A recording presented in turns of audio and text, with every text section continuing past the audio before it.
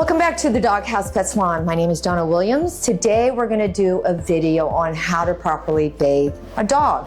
Now, this is something that bathers coming into the grooming world needs to know when it comes to properly bathing and making sure that the dog is safe. But also, it is something that you as a pet owner can do at home by yourself if you do the proper procedures, okay?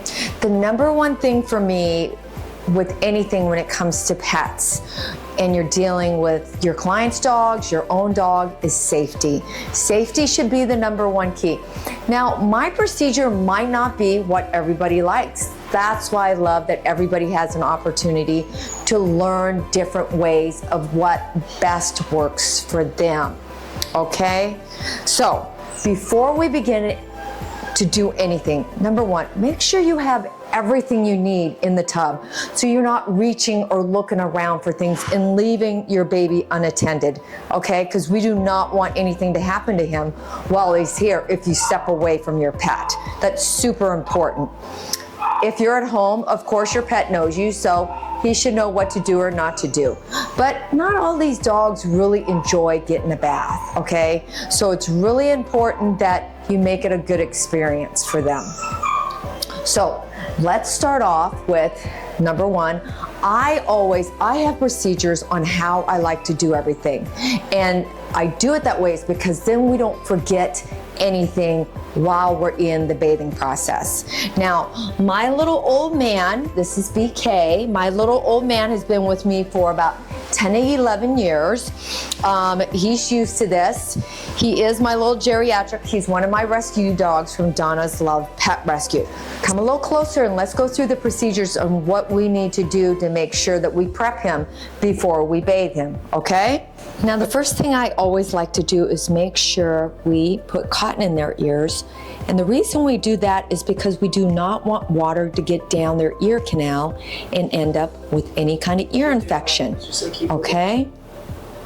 Second, I always like to put drops in their eyes. Now, if you don't have drops at home, that's okay, all right? Because we're gonna use the tearless shampoo for around the face. And these are shampoos that you can get at the store or order it or wherever it is, okay? So we wanna make sure ears, eyes are done, okay? Make sure this is all protected before we begin. Then I always like to make sure that I start with the head. And it's really important that you hold their nozzle down so all this water isn't spraying up their nose and it's uncomfortable for them. So I always like to start with number one, the top of the head, and then working my way down, making sure this nozzle is right on top of them and they're not being sprayed all over the place. Not all of these dogs enjoy water on them, number one, and number two is being sprayed all over the place, okay? So always make sure you hold their head down so the water does not get up their nose. Make sure you lather them up, get all that water on. Now, there are tools when it comes to shampooing and watering together if you have that device. Here, I do not use that device. I like to just use the shampoo that I have in the bottles. The next step I like to do is to make sure I check the anal glands. It's really important that we get this icky juice out of that. Most small dogs need assistance. It's the larger dogs that I check. Most of the time they can do it themselves, but it's really important that you understand if you're doing this at home, don't do it if you don't know what you're doing because you can really rupture and cause damage back there. And that's the last thing you need is to go to the vet. Number two, if we don't get this stuff out, it gets compacted and then it causes their anal glands to explode, okay? I always teach my new bathers and stuff like that. It's not fun doing it. Number one. Number two, do not get your face too close because it has happened where people have gotten it on their face and I promise you it is not a good smell or taste, okay? Also, it's really important that they understand that we only do external anal glands. I'm not a vet. I would never go internally and try to do something that I am not licensed to do. That's really important. I always like to start with the head.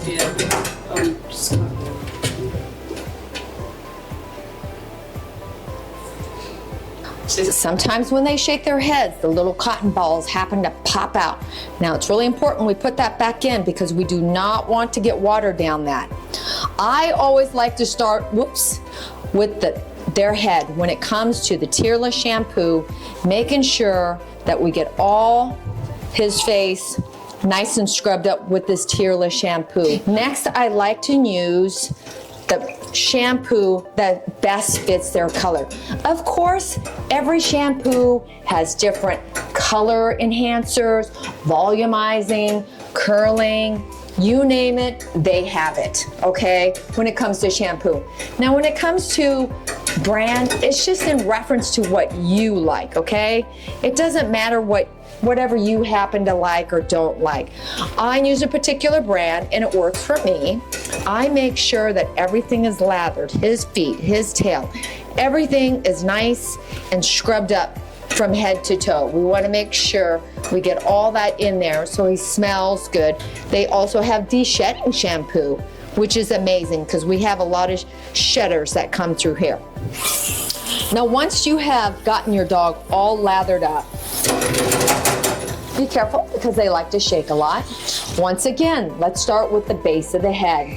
Let's work all that shampoo off. Make sure that we hold the flaps of the ears so the water doesn't get in it, even though we have cotton balls. We want to make sure we keep that flap closed so all that water does not go down his ear canal.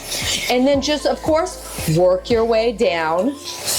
Make sure that you get all the shampoo off. And the reason it's really important that you get all the shampoo off is because the residue makes the dogs really itchy.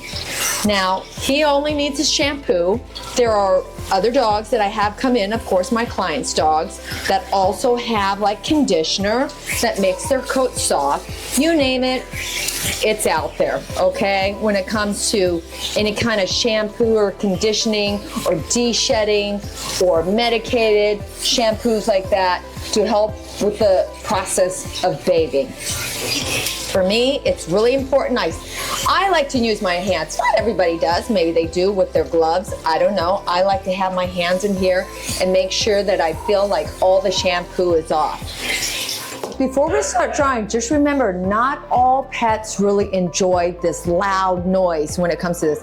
Because he's a short-haired dog, I could probably just towel dry him and then hand dry him if I was at home or let him lay out in the sun. But here, we want to make sure that we completely dry him because that's what they're paying us to do. So I have this happy hoodie that we put over them, and what it does is it keeps them nice and their ears nice and covered so all this noise doesn't blow around their ears, okay?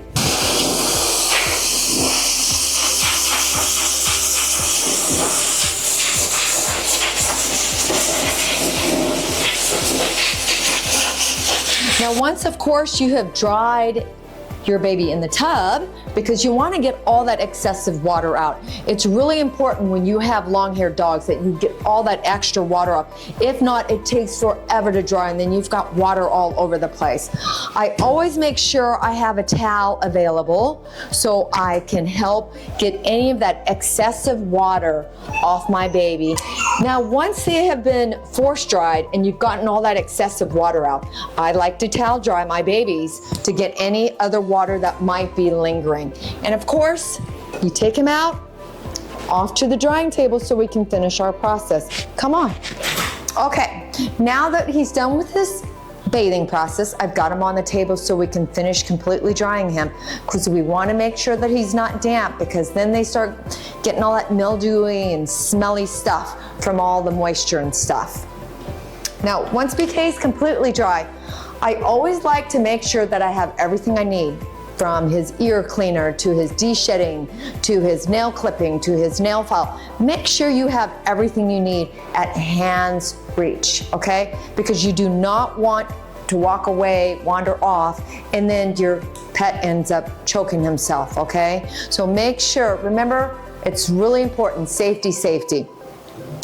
Once again, I always like to have a procedure on how I do things. And once you have a procedure, things run so much smoother, of course. Now, once he's done, we're gonna take off his little happy hoodie.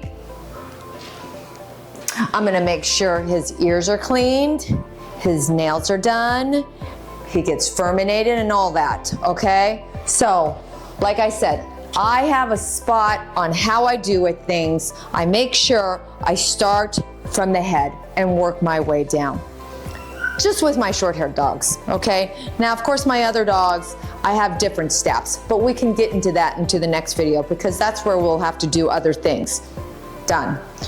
Now, of course, if you see anything on their skin, in their ears, anything that looks abnormal, make sure you let your clients know. Sometimes when they're petting, they are unsure of what's on their pet. So it's really important as you as the bather, it's your responsibility to keep your clients informed on what's on their baby because sometimes they don't see that under all this skin. When you've got that blow dryer going, you can see a lot more.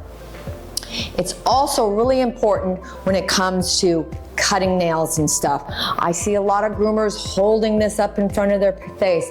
Let's say that you miss and you accidentally quick a dog. You know what happens? That dog reacts. And if it's not one of your dogs that you know or you've never dealt with, the first thing they're gonna do is react and they might bite you. And that's the last thing we want. Remember, safety, safety. I always like to make sure number one, I have my dog secured next to me, but it's the rotation of the animal. You see how I work his leg back this way? This is the way his body flows. This way, not that way, all that. Number one, I make sure he's close by me. If he's gonna bite, what's he gonna bite? He's gonna bite my elbow, not me in the face. Okay? And then when he's moving, and if I'm working on this, the last thing I want is to miss because he's jerking around and then I miss and it upsets him. And then that's something he remembers when it comes to getting his nails done when he comes to us. So we want to make this as comfortable for him and as comfortable for you and safe for everyone. Okay? So once we've done all that, number one, ears, eyes, making sure that we've gotten his nails done, making sure we cut them properly, making sure we hold him properly, making sure we get all this excessive extra hair out if they happen to want extra brushing, furminating. Because he's a short-haired dog, he still sheds. Now, of course, you know, in our other videos, we're gonna talk about shaving short-haired dogs and stuff like that. But my little old man isn't getting shaved today. All he's getting was his bath, which we did, using the eye drops, protecting his ears, using the tearless shampoo, so the shampoo does not get in his eyes, using the proper kind of shampoo, if it's brown shampoo, if it's medicated, whatever you need for your baby when you give him a bath. Make sure he's completely dry. We do not want any all this moisture building up and making him mildewy and stinky, okay? And then lastly, making sure you clean his ears, making sure there's no ear infection, making sure his nails are nice and short so he's not walking on his quicks, because that's not fun for anybody. And making sure we completely brush him out. And of course his perfume and his bandana. So of course when the parents come, he looks and smells amazing. Okay, until next time, we'll see you at the doghouse.